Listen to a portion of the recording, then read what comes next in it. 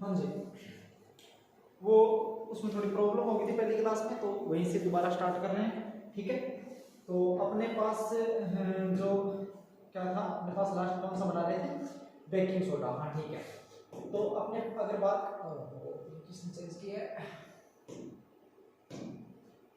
ठीक है, अगर अपने बात करते हैं रासायनिक नाम की, सबसे पहले इसके रासायनिक नाम, तो सुनो, इसका नाम होता है सोडियम हाइड्रोजन कार्बोनेट। क्या होता है, सोडियम, किसका, बेकिंग सोडा वाले की बात कर रहे हैं, sodium hydrogen carbonate, sodium hydrogen carbonate, या फिर इसे ही बोलते हैं, आप क्या बोलते हो, अगर सोडियम बाइकार्बोनेट, अगर मैं इसको बात करूं सोडियम बाइकार्बोनेट अगर मैं नाम लूं तो ये कौन सा होगा, बेकिंग सोडा होगा, सोडियम बाइकार्बोनेट, सोडियम बाइकार्बोनेट। ठीक है, अब इसके बाद में आती है बात इसके रासायनिक सूत्र की, रासायनिक नाम के बाद में रासायनिक सूत्र। रासायनिक सूत्र जो होता है, देखो सोडियम का क्या होता है Na, हाइड्रोजन का क्या होता है H, कार्बोनेट क्या होता है CO3, तो रासायनिक सूत्र क्या हो जाएगा NaHCO3। ठीक है, अगर साधारण नाम की अगर अपने बात करते हैं, ठीक है, साधारण नाम की बात करते हैं तो साधारण नाम के अंदर इसका नाम हो जाता है मीठा सोडा, भी इसे बोलते हैं कौन सा सोडा, मीठा सोडा।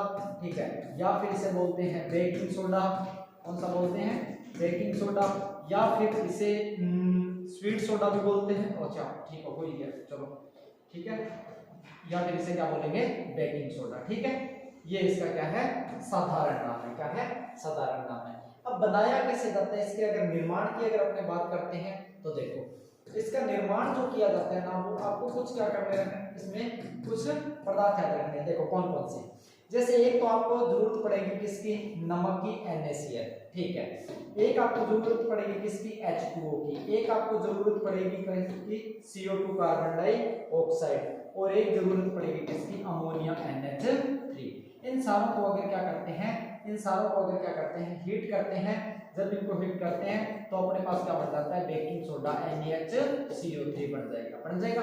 अब इधर देखो, जब इसमें से आप देखते हो कि सोडियम एक था, हाइड्रोजन वगैरह जब इनको बैलेंस करते हो देखते हो, तो इधर अपने पास जो बचता है वो क्या बचता है, एक तो बन जाता है कौन सा, NH4Cl। तो सोडियम हाइड्रोजन कार्बोनेट मतलब बेकिंग सोडा के साथ साथ में क्या बनेगा, NH4Cl।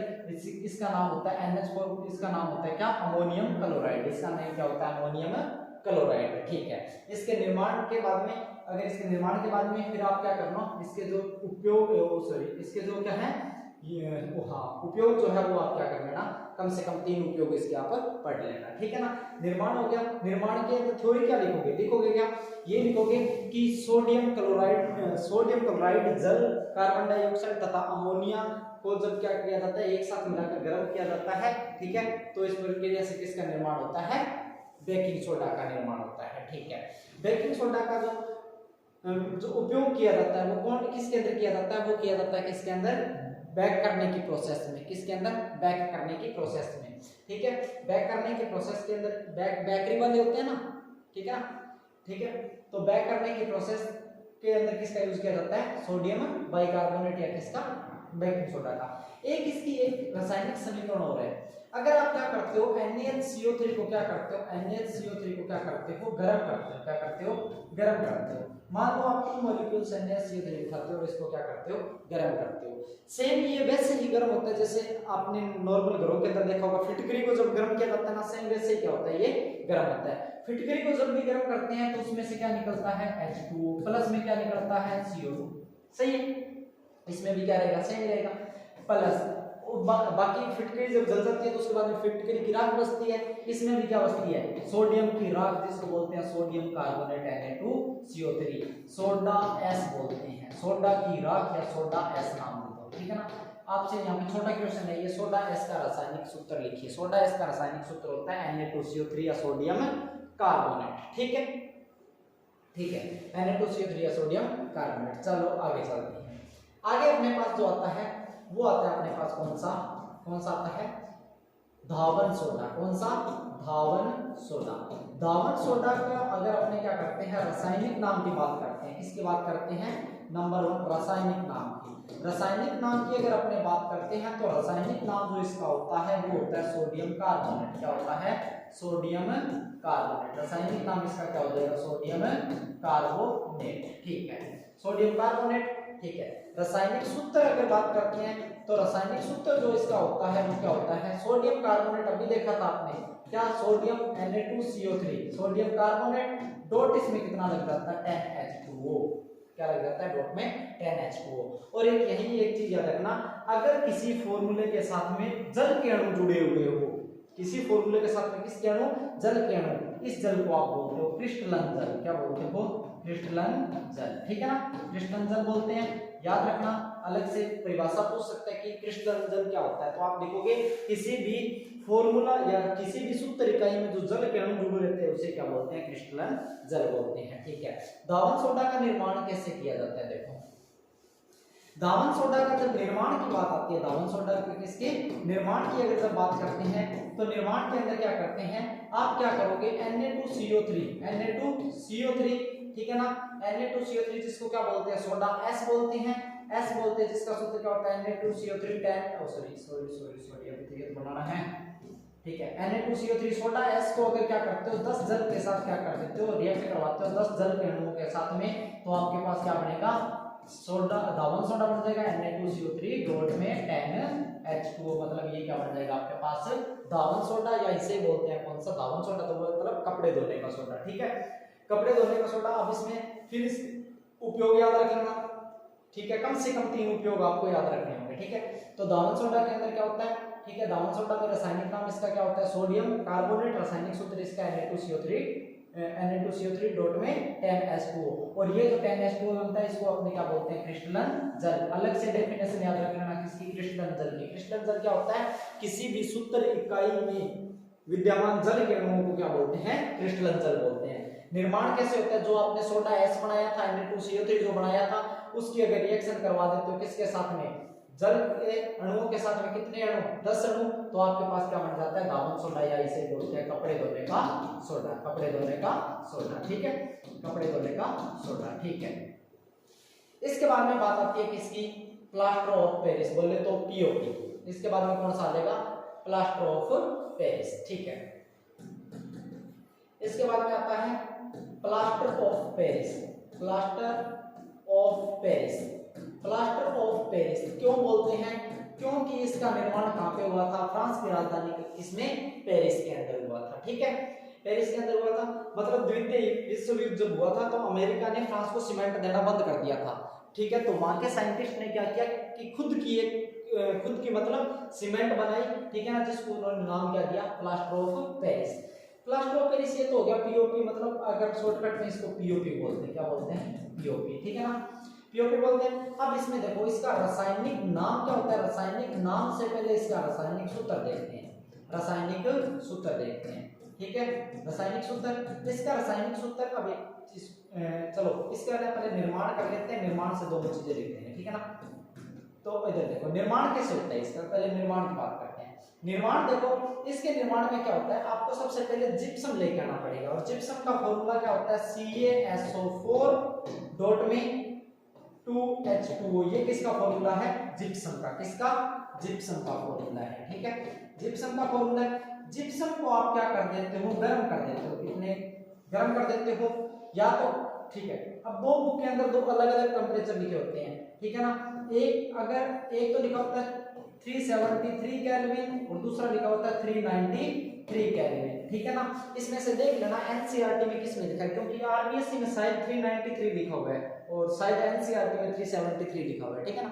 तो ये देख लेना, दोनों में से कोई भी उठा लेना, ठीक है ना। ये अगर इतने टेम्परेचर पे आप क्या करते हो, इसको गर्म करते हो, तो इसमें से क्या होता है कि यहाँ पे जल के अणु कितने हैं, 2 है, कितने हैं, 2 है। इसमें से 1/2 जल का अणु जो होता है ना, वो क्या हो जाता है, बाहर निकल जाता है, 1/2 जल का अणु क्या हो जाता है, बाहर निकल जाता है, प्लस, ठीक है, प्लस कैल्शियम सल्फेट, कैल्शियम जब 1/2 चला गया तो कितना रह जाएगा, 2 में से 1/2 चला गया तो कितना रह जाएगा, 1 रह जाएगा।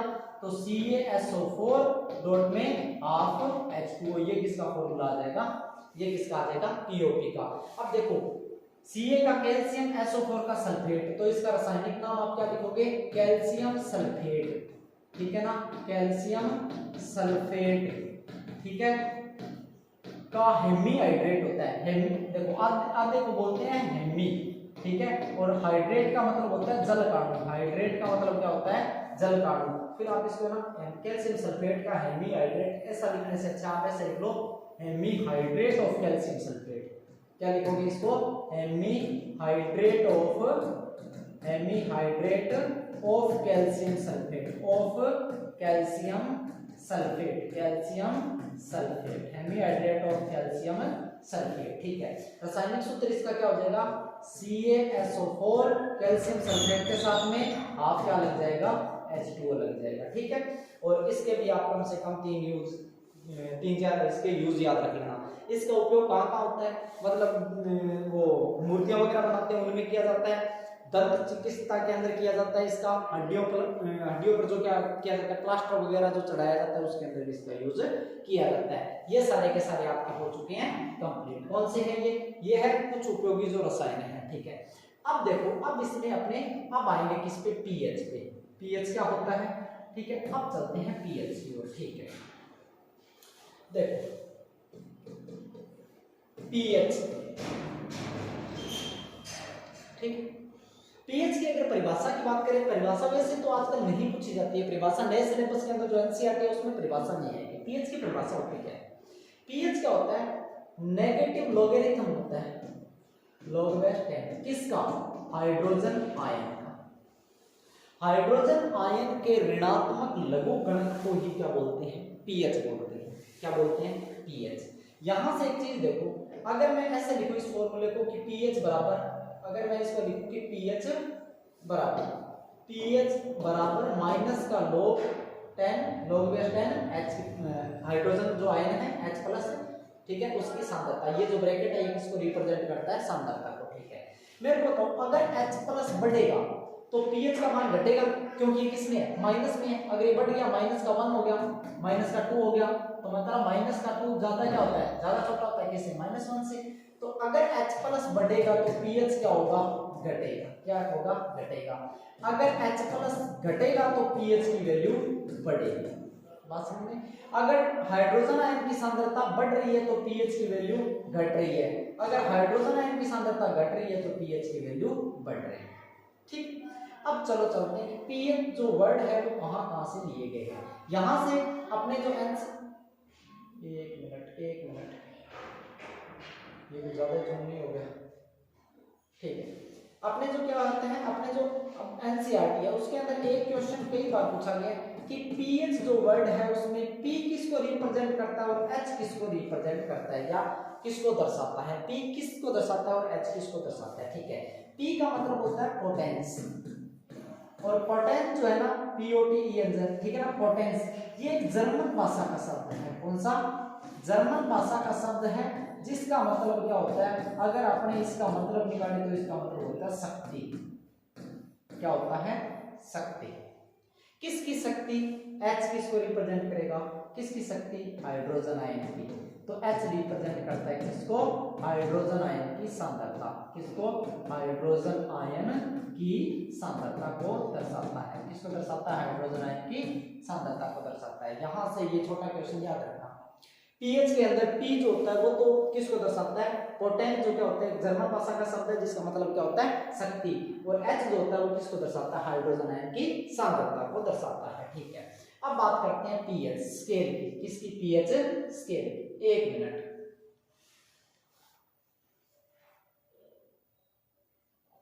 ठीक है, अब बात करते हैं अपने कौन सी? पीएच स्केल की। किसकी बात करेंगे? PH scale. ठीक है ना, पीएच स्केल। देखो पीएच स्केल सबसे पहले जो पीएच स्केल जो बनाया गया था वो किसने बनाया था? सोरेनसन ने बनाया था। किसने बनाया था? सोरेनसन। तो एक लाइन तो ये याद रखना कि पीएच स्केल का निर्माण किसने किया था? सोरेनसन ने किया था। ठीक है, किसके लिए किया था? किसी भी पदार्थ के अम्लीयता, किसी भी पदार्थ की अम्लीयता या फिर किसको? क्षारीयता को नापने के लिए, अम्लीयता या क्षारीयता को नापने के लिए सोरेनसन ने क्या किया था? एक स्केल बनाया था। ठीक है ना, उसको क्या बोलते हैं? पीएच स्केल बोलते हैं। ठीक है, उसको क्या बोलते हैं? PH scale. ठीक है, पीएच स्केल के अंदर क्या होता है? पीएच स्केल के अंदर क्या होता है कि आपके पास ऐसे करके ऐसे, ऐसे करके ऐसे 0 से लेके कहां तक? 14 तक नंबर लगे हैं, जिसमें कितना आ जाएगा? 7। कितना आ जाएगा? 7। ठीक है, अगर किसी की पीएच 7 है तो इसका मतलब है वो क्या है, उदासीन है। क्या है, उदासीन है। क्यों उदासीन है, तो इधर देखो, अपने ऐसे मान लेते हैं इसमें, ठीक। यहां पर क्या होते हैं, ये सारा ये जो पार्ट है किसका है, H प्लस का है। किसका है, H प्लस का। जैसे जैसे जाओगे H प्लस की वैल्यू क्या होती जा रही है, घटती जा रही है। H प्लस की वैल्यू घटती जा रही है। ये जो पार्ट है वो किसका है, OH माइनस का। OH माइनस बोले तो हाइड्रोक्सिल आयन। कौन सा आयन, हाइड्रोक्सिल आयन, ठीक है। ये सारा किसका पार्ट है, OH माइनस। OH माइनस बोले तो हाइड्रोक्सिल आयन, ठीक है। बात समझ में, ठीक है। देखो जीरो, अगर किसी की पीएच 0 आ रही है, 0 आ रही है तो यहां पर 0 से 7 की तरफ जाते हैं। जब इधर से इधर जाएंगे तो कौन सा, H प्लस घट रहा है या बढ़ रहा है, H प्लस घट रहा है।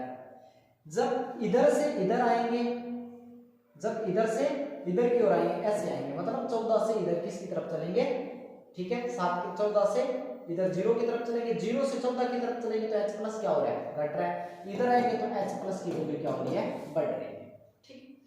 अभी देखा था H प्लस जब घटता है तो pH की वैल्यू, H प्लस जब घटता है तो pH की वैल्यू क्या हो जाएगी, H प्लस घटता है। अभी आपने क्या लिखा था, यहाँ पे देखो, गया किधर गया, एक मिनट, हाँ, H प्लस कम होगा तो pH की वैल्यू बढ़ जाएगी। H प्लस कम होगा तो pH की वैल्यू बढ़ जाएगी, ठीक है। अब इधर चलो, ये देखो H प्लस इधर से इधर जा रहे हैं तो H प्लस क्या हो रहा है, घट रहा है। जब H प्लस घट, अब शायद दिख रहा होगा आपको, ठीक है। H प्लस घट रहा है, इधर से इधर जा रहे हैं तो H प्लस की वैल्यू क्या हो रही है, घट रही है। H घट रहा है तो pH की वैल्यू क्या हो रही है, बढ़ रही है, ठीक है। इधर से जब 14 से इधर आते हैं तो H प्लस बढ़ रहा है, और जब H प्लस बढ़ रहा है तो pH की वैल्यू क्या हो रही है, घट रही है, ठीक है। pH की वैल्यू क्या होगी, घटेगी, ठीक है। ये कंसेप्ट समझ लेना, यहां से क्वेश्चन बन सकता है। यहां से क्वेश्चन क्या बनेगा, वो क्वेश्चन बोलेगा, इसके को नहीं हो रहा, पता नहीं क्या दिक्कत है इसके, ठीक है। यहां से क्वेश्चन क्या बनेगा, यहां से क्वेश्चन बनेगा कि यदि हाइड्रोजन आयन की सांद्रता का मान घट रहा है तो pH का मान बढ़ रहा है। यदि हाइड्रोजन आयन की सांद्रता का मान बढ़ रहा है तो pH का मान घट रहा है। दोनों ही संबंध याद रखना, ठीक है ना। अगर कोई ढंग का एग्जामिनर बैठा हुआ तो बढ़िया सा क्वेश्चन बनाएगा यहां से, ठीक है। अब देखो, अब इसके अंदर क्या है, अब इसके अंदर देखो, अब इसके अंदर 0 से लेके 7 के बीच में, तो ये कौन सा, अगर किसी की रीडिंग 0 से 7 के बीच में आ रही है तो वो क्या है, अम्ल है। क्या है, अम्ल है। 7 पर क्या हो जाएगा, उदासीन। क्या हो जाएगा, उदासीन हो जाएगा, ठीक है। 7 पर क्या हो जाएगा, उदासीन। 7 से लेके 14 के बीच में क्या हो जाएगा, क्षारीय। कैसा हो जाएगा, क्षारीय, ठीक है। 7 से लेके 14 के बीच में हो जाएगा क्षारीय।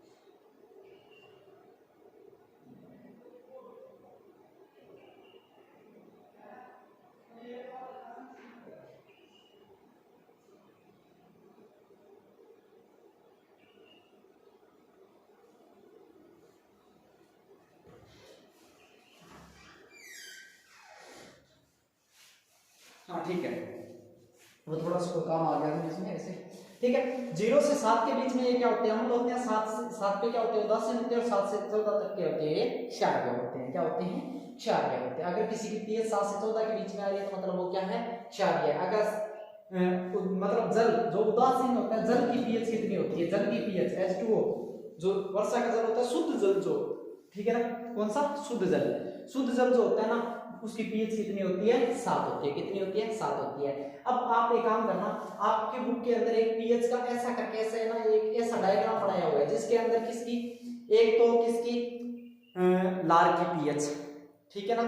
एक HCl हाइड्रोक्लोरिक अम्ल की पीएच, ठीक है, एक इसकी रक्त की पीएच, ठीक है, एक इसकी NaOH बोले तो सोडियम हाइड्रोक्साइड की पीएच, NaOH की पीएच सबसे ज्यादा होती है इधर वाली साइड आ जाएगा, ठीक है ना। एक मिल्क ऑफ मैग्नीशिया की पीएच, इतनी सारी पीएच आपको दी हुई है, ठीक है ना। अब कितनी कितनी दी हुई है वो आप खुद देखोगे, मैंने सारे नाम बता दिए आपको, ठीक है। तो वो सारे की सारी वो पीएच से काम करना आप देख लेना, ठीक है। पीएच, अब फिर इसके बाद में जो अगला टॉपिक आपके पास आता है वो आता है पीएच के अनुप्रयोग। किसके? पीएच के अनुप्रयोग, पीएच के अनुप्रयोग, ठीक है। पीएच के अनुप्रयोग की बात करते हो तो सबसे पहला आपके पास आता है क्या, सजीव मतलब पेड़ या पेड़ पौधे या फिर जितने भी क्या होते हैं जो मनुष्य वगैरह है, क्या पीएच के प्रति संवेदनशील है, ठीक है ना। या फिर आपके पास जब क्वेश्चन बनेगा तो ऐसे नहीं, आपसे क्वेश्चन क्या बोलेगा, वो बोलेगा कि सभी प्रकार के जितने भी क्या होते हैं जीव जंतु या जितने भी क्या है सजीव है वो पीएच के प्रति संवेदनशील होते हैं, कैसे, समझाइए। तो सुनो, देखो, अगर अपने पेड़ पौधों की बात करें, किसकी बात करें, पेड़ पौधों की बात करें, या फिर अपने मनुष्य की बात करें, किसकी, पेड़ पौधों प्लस किसकी, मनुष्य, या जितने भी क्या होते हैं प्राणी जगत के जितने भी है, ठीक है ना, अगर उनकी अपने बात करें, ठीक है ना, उनकी अगर अपने बात करते हैं तो अपने देखते हैं कि अपने शरीर के अंदर क्या होती है, कुछ क्या होती है, अभिक्रिया चलती रहती है, मतलब कुछ रासायनिक अभिक्रिया होती रहती है, जिनको बोलते हैं जैव रासायनिक अभिक्रिया। क्या बोलते हैं? जैव रासायनिक अभिक्रिया, जिनको क्या बोलेंगे, जैव रासायनिक अभिक्रिया कहते हैं, जिनको क्या कहते हैं, जैव रासायनिक अभिक्रिया कहते हैं। जैव रासायनिक अभिक्रिया जो होती है ना, वो क्या होती है, ना तो ज्यादा, वो तभी होती है जब क्या होती है, अगर ना तो ज्यादा क्या हो जाए क्षारीय माध्यम हो जाए, ना ज्यादा क्या हो जाए माध्यम अम्लीय हो जाए, ठीक है ना। अब देखो, मतलब 7 के आसपास रहना चाहिए, जैसे 6 से 7 से 8, मतलब 6 से 8 के बीच में पीएच कहां पे रहनी चाहिए, 6 से 8 के बीच में रहनी चाहिए। एकदम 7 भी नहीं होनी चाहिए, हो सकता है थोड़ी क्षारीय हो जाए, 7 पॉइंट समथिंग हो जाए, ठीक है ना, या फिर 6 पॉइंट समथिंग हो जाए, ठीक है ना। तो इसके आसपास जैव रासायनिक अभिक्रिया के लिए जो पीएच है ना, अपने शरीर का जो ताप, मतलब जो अपने शरीर का क्या है माध्यम है, वो ना ज्यादा अम्लीय होना चाहिए और ना ही ज्यादा क्या होना चाहिए, क्षारीय होना चाहिए, ठीक है ना।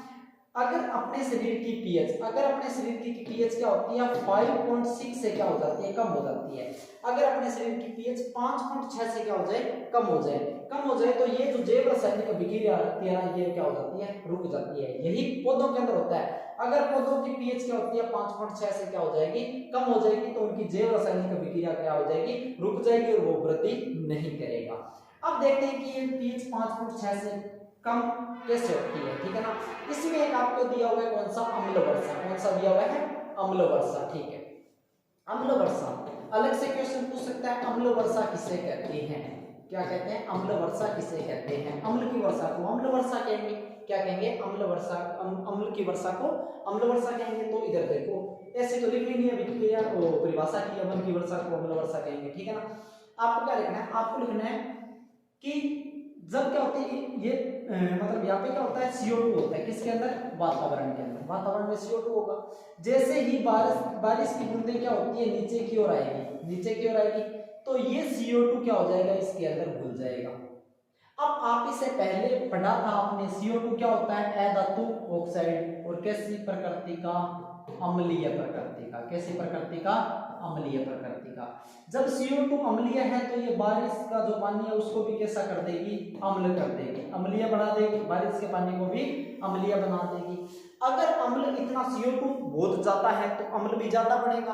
अगर ऐसा करते करते, क्योंकि बारिश के जो बारिश का जल है उसकी पीएच कितनी होगी, 7, ठीक है ना। अगर उसमें CO2 घुलता जाएगा, मतलब अम्ल घुलता जा रहा है, तो उसकी पीएच क्या होती जाएगी, कम होती जाएगी, कम होती जाएगी। अगर कम होते होते अगर इसकी पीएच 5.6 से क्या चली जाए, नीचे चली जाए, तो इस प्रकार की वर्षा को अपने क्या बोलते हैं, अम्लीय वर्षा बोलते हैं। क्या बोलते हैं, अम्लीय वर्षा बोलते हैं, ठीक है ना। आपने वो गाना सुना है ना, कौन सा, टिप टिप बरसा पानी, पानी ने आग लगाई, वही बड़ी बात है बस, ठीक है। तो सुनो कैसे, ये स्टेबल क्यों नहीं हो रहा है, मेरे समझ में नहीं आ रहा है, या तो मेरे हाथों में शायद पसीना सा आ रहा है ऐसे, ठीक है ना। तो सुनो, इसमें क्या होता है, इधर देखो, जैसे पानी आया, कैसा पानी आ रहा है, ऊपर से अम्लीय पानी, अम्लीय पानी जब आ रहा है तो अम्लीय पानी क्या करता है, अम्ल है, अम्ल है, अम्ल का काम क्या होता है, कोई भी चीजों को क्या कर देता है, जला देता है। क्या कर देता है, हर सभी प्रकार की चीजों को जला देता है। मतलब जला देता है मतलब क्या लगा देता है, आग लगा देता है। इसीलिए बोलते हैं पहली बारिश के अंदर नहाना नहीं चाहिए, क्योंकि जब पहली बारिश होती है उसका जल जो होता है वो ज्यादा अम्लीय होता है, जिसकी वजह से आपको क्या हो सकती है, स्किन प्रॉब्लम हो सकती है। क्या हो सकती है, स्किन प्रॉब्लम हो सकती है। अब देखो जब ये अम्लीय पानी किस में जाएगा, जमीन में जाएगा, पेड़ पौधों में जाएगा, तो वो मतलब पेड़ पौधों के अंदर का जो क्या होता है, जितना भी क्या होता है कि जो उनका माध्यम है वो भी कैसा हो जाएगा, अम्लीय हो जाएगा। और जब अम्लीय हो जाएगा तो फिर क्या है, वो वृद्धि नहीं करेगी, उनकी जैव रासायनिक अभिक्रिया रुक जाएगी। मतलब पेड़ पौधे और प्राणी जो होते हैं वो क्या होते हैं, पीएच के प्रति संवेदनशील होते हैं। ठीक है, दूसरा आता है कौन सा, अगला अपने पास आता है कौन सा, पेट की अम्लता। कौन सी, पेट की अम्लता, पेट की अम्लता। अब इधर देखो, पेट की अम्लता की बात करते हैं। आपने पढ़ा होगा कि ऐसे करके ये आपका क्या होता है, अमाशय होता है, कौन सी आकृति का, जे आकृति का। इस भाग को कौन सा भाग बोलते हैं, कार्डिक भाग बोलते हैं, या जठरागम पढ़ाना पड़ा होगा आपने, कौन सा, जठरागम। ठीक है ना, बीच का भाग क्या होता है, फंडिस होता है। ये सारी चीजें आप एक चैप्टर में पढ़ते हो ना, बस वही काम, वही मतलब सेकंड चैप्टर में। अब यहाँ पे सेकंड चैप्टर में जो पढ़ रहे हो ना, ये अमाशय वाला, ये सेम का सेम 5 नंबर जो चैप्टर है ना आपके, कौन सा, जैव रसायन, कौन सा है, लाइफ प्रोसेस वाला, मतलब उसको क्या बोलते हैं, जो भी है, मतलब वो क्या, डाइजेशन वाला जो है। ठीक है, हिंदी में अब मेरे को नाम याद नहीं आ रहा है। ठीक है ना, पाचन तंत्र वाला और श्वसन तंत्र वाला वो जो है ना, ठीक है ना, तो उसके जैव प्रक्रिया। ठीक है, तो अब इसमें क्या होता है, ये कौन सा भाग है, जठरागम। कौन सा भाग है, जठरागम। और ये बीच का भाग कौन सा होता है, फंडिस होता है। क्या होता है, फंडिस होता है। आपने पढ़ा था कि जैसे ही भोजन आएगा, यहाँ से जैसे ही भोजन क्या हो जाएगा, पेट के अंदर भोजन आएगा, जैसे ही भोजन आएगा इस पेट के अंदर क्या निकल जाएगा, HCl। HCl बोले तो हाइड्रोक्लोरिक अम्ल का स्राव होता है। आपने पढ़ा होगा कि जैसे ही भोजन आता है यहाँ से जठर रस निकलता है। जठर रस का मतलब उस जठर रस में 3 प्रकार के क्या होते हैं, स्राव होते हैं। एक होता है हाइड्रोक्लोरिक अम्ल, दूसरा होता है म्यूकस, और तीसरा होता है प्रोएंजाइम पेप्सिनोजन। ठीक है ना, HCl देखो, HCl हाइड्रोक्लोरिक अम्ल निकलता है, इसके साथ साथ में एक चीज और निकलती है, वो निकलती है क्या, म्यूकस। क्या निकलती है, म्यूकस। HCl क्या करता है, HCl, अब सुनो, HCl का काम क्या होता है, HCl का काम होता है भोजन के माध्यम को अम्लीय करना, और जितने भी बैक्टीरिया वगैरह जो आ रहे हैं उनको क्या करना, यहाँ पर क्या करना, निष्क्रिय करना। अब क्या होता है, कई बार क्या होते हैं HCl, अब देखो टाइम पे खाएंगे तो अपने को पता चलेगा कि मतलब खाने का जो टाइम होता है ना एकदम, ठीक है, तो इसमें मतलब अपने ब्रेन को भी पता चलेगा कि हाँ HCl, अब इतना HCl निकालना है। ठीक है, ऐसे ही मतलब बावड़ों की तरह खाते रहेंगे, ठीक है, तो खुद ब्रेन को भी डिसाइड नहीं हो पाएगा कि कितना HCl कब निकालना है। तो ब्रेन क्या करता है, अनियमित तरीके से HCl निकालना स्टार्ट कर देता है, और कई बार ये क्या होता है, ज्यादा HCl निकल जाता है। क्या निकल जाता है, ज्यादा HCl। अब HCl है भाई, ये क्या है, हाइड्रोक्लोरिक अम्ल है, और अम्ल क्या करेगा, जला देगा। किसको जला देगा, पेट की दीवार को जला देगा। इससे रोकने के लिए क्या आपने किया है, म्यूकस। क्या किया है, म्यूकस। म्यूकस क्या करता है, इस अम्ल से पेट की दीवार की क्या करता है, रक्षा करता है, रक्षा करता है। कई बार क्या होता है, अनियमित तरीके से जब निकलता है तो HCl बहुत ज्यादा निकल जाता है, जिसकी वजह से पेट के अंदर क्या होती है, जलन होने लग जाती है। ठीक है ना, और पेट के अंदर और क्या होता है, दर्द का अनुभव होता है। क्या होता है, जलन होने लग जाती है, और क्या होता है, दर्द का अनुभव होता है। इस घटना को आप क्या बोलते हो, इस घटना को आप बोलते हो एसिडिटी। क्या बोलते हो, एसिडिटी। और एसिडिटी को रोकने के लिए आप क्या करते हो, किसका उपयोग करते हो, दुर्बल क्षार का उपयोग करते हो। किसका, दुर्बल क्षार का उपयोग करते हो। ठीक है ना, और दुर्बल क्षार के अंदर जिस क्षार का उपयोग करते हो वो नाम याद रखना। दुर्बल क्षार के अंदर आप 2 चीजों का उपयोग कर सकते हो, या तो आप किसका उपयोग कर सकते हो, baking soda NaCO3। Baking soda पढ़ा था अभी, दुर्बल क्षार होता है, और किसके मतलब एसिडिटी को दूर करने के लिए इसका उपयोग कर सकते हैं। अब मतलब यहाँ पे याद कर लिया ना, तो वहां पे लिख देना इसका, जब मैंने कहा था इसके यूज याद कर लेना 3, तो एक यूज कौन सा हो जाएगा, एक यूज होगा एसिडिटी के उपचार में क्या करने के लिए, एसिडिटी का उपचार करने के लिए दुर्बल क्षार की तरह इसका उपयोग किया जाता है। दूसरा जो है आपको याद रखना पड़ेगा वो होता है मिल्क ऑफ मैग्नीशिया। कौन सा, milk of magnesia. Milk of magnesia बोले तो मिल्क ऑफ मैग्नीशिया इसका सूत्र होता है मैग्नीशियम हाइड्रोक्साइड, हाइड्रोक्साइड बोले तो OH, मैग्नीशियम की वैलेंसी 2 प्लस इसकी 1 माइनस, इसका 1 इसके पैर में, इसका 2 जाएगा इसके पैर में। मिल्क ऑफ मैग्नीशिया, स्टार बना देना, बहुत अच्छा क्वेश्चन है, कई बार पूछा गया है। मिल्क वो ऐसे पूछता है कि एसिडिटी को दूर करने के लिए, ठीक है ना, पेट की अम्लीयता को दूर करने के लिए एक दुर्बल क्षार का उपयोग किया जाता है, कौन सा, मिल्क ऑफ मैग्नीशिया। अब पूछेगा मिल्क ऑफ मैग्नीशिया का सूत्र क्या है, तो सूत्र हो जाएगा कि क्या इसका MgOH की होल पावर 2, ठीक है। इसके बाद पेट की अम्लता वाला। अब देखो इसमें होता क्या है, इसमें क्या होता है, जैसे मिल्क ऑफ मैग्नीशिया का यूज करोगे, इधर क्या बन रहा था, ऊपर इधर क्या बन रहा था, HCl, क्या बन रहा था, HCl, कुछ ज्यादा ही काटे वाटे से हो गए ना। चलो एक काम करो, नहीं स्लाइड ले लेते हैं, ठीक है। आपके पेट में क्या निकल रहा था, HCl, आपने किसका यूज किया, MgOH की होल पावर 2 का। ये क्या था, अम्ल, और ये क्या है, क्षार। अम्ल और क्षार आपस में दोनों विक्रिया करेंगे और क्या बना लेंगे, लवण, और लवण के साथ में क्या बना लेंगे, जल। जब लवण बन चुका है मतलब अम्लीयता क्या हो चुकी है, कम हो चुकी है। अब आपका जो क्या होती है, दर्द में क्या होता है, जो जलन होती है वो क्या हो जाएगी, कम हो जाएगी, ठीक है। अगला चलते हैं, और अगला इसके अंदर कौन सा आता है, अगला आता है दंत क्षय। कौन सा आता है, दंत क्षय। दंत क्षय के अंदर ये तो ना एक बार बस याद करने वाले हैं बस, ठीक है ना, बिल्कुल इजी से। दंत क्षय, मान लो ये आपका क्या है, ये आपके क्या है, दांत है, ठीक है ना। जब आप क्या कर सकते हो, 3 इन्हीं है और बहुत सारे हैं, ठीक। अब सुनो, अब इनके बीच में क्या रह जाता है, कई बार भोजन रह जाता है, क्या रह जाता है, भोजन रह जाता है। अब भोजन रह जाता है तो ये जो भोजन होता है ना, ये जो भोजन होता है, इसके साथ में मुंह के अंदर क्या होते हैं, कुछ बैक्टीरिया होते हैं, वो इस भोजन के साथ में क्या करते हैं, अभिक्रिया करते हैं। वो इस भोजन के साथ में अभिक्रिया करते हैं और क्या बना लेते हैं, अम्ल बना लेते हैं। क्या बना लेते हैं, अम्ल बना लेते हैं, ठीक है। वो क्या बना लेंगे, अम्ल बना लेंगे। अब अम्ल बना लेंगे तो इस अम्ल की वजह से आपके जो दांत है वो क्या होने लग जाएंगे, टूटने स्टार्ट होने लग जाएंगे, ठीक है ना। जब टूटने स्टार्ट होने, आपने कभी अनुभव किया हो, जैसे नींबू वगैरह खा लेते हैं ना, तो उसके बाद में ना दांत जैसे ना खुरदरे से हो जाते हैं, ऐसा लगता है मतलब ना, मतलब ऊपर से टूट रहे हैं ऐसा कुछ, ठीक है ना। तो अम्ल क्या करते हैं, दांतों को क्या करते हैं कि थोड़ा थोड़ा तोड़ना स्टार्ट कर देते हैं, ठीक है ना। इस घटना को अपने क्या बोलते हैं, दंत क्षय। और दंत क्षय को दूर करने के लिए अपने किसका यूज करते हैं, टूथपेस्ट का। किसका, टूथपेस्ट का। कोलगेट तो एक ब्रांड है, सारे बोलते हैं कोलगेट, ठीक है ना। कोलगेट एक ब्रांड है, और ये कोलगेट मतलब टूथपेस्ट किस ब्रांड का यूज करते हो, कोलगेट, ठीक है ना। तो टूथपेस्ट का यूज करेंगे, किसका यूज करेंगे, टूथपेस्ट का, या कोलगेट लिखो तो चल जाएगा, कोई दिक्कत नहीं, ठीक है ना। इसमें क्या होता है, कोलगेट के रैपर में, आपके घर पे रैपर पड़ा होगा कोलगेट का, उसमें देखो, उसमें लिखा होगा, एक तो होगा सोडियम का कुछ, या तो NaOH, एक होगा पोटेशियम का कुछ, KOH, एक होगा कैल्शियम कार्बोनेट CO3, या फिर सोडियम या पोटेशियम का अदर कोई साल्ट हो सकता है, ठीक है ना। इसमें इसके साथ साथ में इसमें फास्फोरस के भी कुछ साल्ट होंगे, ठीक है ना। तो ये सारे, ये भी बेस, ये भी बेस, ये भी बेस, और सोडियम और पोटेशियम तो वैसे कौन सी धातु होती है, कौन सी धातु, क्षारीय मृदा धातु, ठीक है ना, क्षारीय मृदा धातु। तो जब ये सारे क्षार है तो क्षार किसके साथ अभिक्रिया करेंगे, अम्ल के साथ, वापस क्या बना लेंगे, लवण, और लवण के साथ में जल। जब लवण बन चुका है तो आपके दांत टूटना रुक जाएंगे, ठीक है। आगे चलो, अगला आता है कौन सा, अगला आता है आपके जो क्या होता है कि मृदा का उपचार। मृदा का उपचार, देखो मृदा के अंदर दो बीमारी लग सकती है, या तो मृदा क्या हो सकती है, अम्ल हो सकती है, ज्यादा अम्लीय हो जाएगी, या तो मृदा है वो ज्यादा क्या हो जाएगी, क्षारीय हो जाएगी, ठीक है।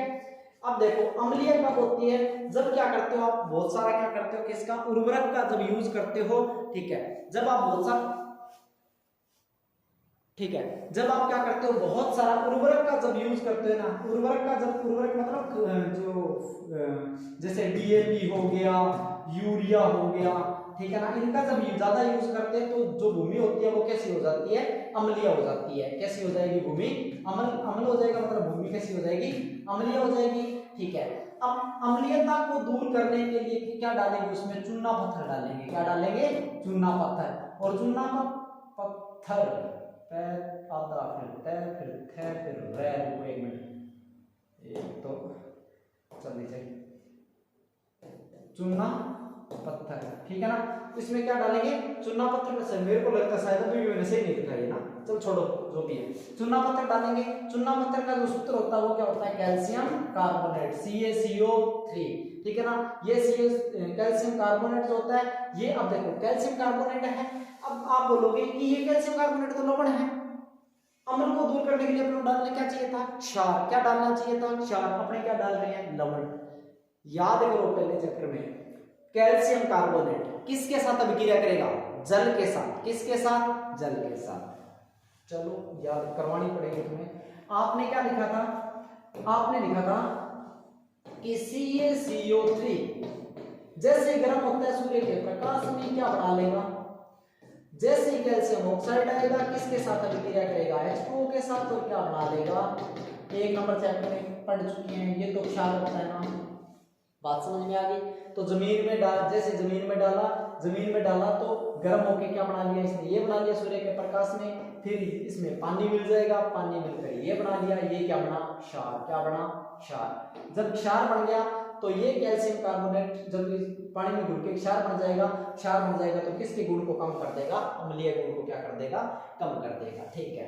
अब क्या होता है, अम्लीय गुण को कम कर देता है। दूसरा होता है कि भूमि जब क्षारीय हो जाती है, जब ज्यादा चूना पत्थर है तो भूमि कैसी हो जाएगी, क्षारीय। मान लो ये ज्यादा डाल दिया तो क्षारीय गुण को कम करने के लिए किसका यूज किया जाता है, इसमें जिप्सम का यूज किया जाता है। जिप्सम का फॉर्मूला तो अभी पढ़ा था, क्या होता है, कैल्शियम सल्फेट 2H2O, और इसमें क्या किया था, इसमें बाद में क्या कर दिया था, गर्म कर दिया था, क्या बना था, POP, ठीक है। साथ साथ में याद रखा करो किसको कहां पे क्या कब कैसे बना था, ठीक है ना, पूरा याद होना चाहिए, ठीक है। ये था कौन सा, मृदा का उपचार। और ये यहाँ पे एक कौन सा था, दंत क्षय, ठीक है। एक कौन सा था, दंत क्षय, ठीक है। दंत क्षय के बाद में उससे पहले आपने पढ़ा था कौन सा, पेट की अम्लता, लोड ले गया, चलो छोड़ो जो भी है, ठीक है। ये आपने पढ़ तो लिए, ठीक है ना, या अच्छा ठीक है, पेट की अम्लता, ये सारे आपने पढ़ लिए, ठीक है।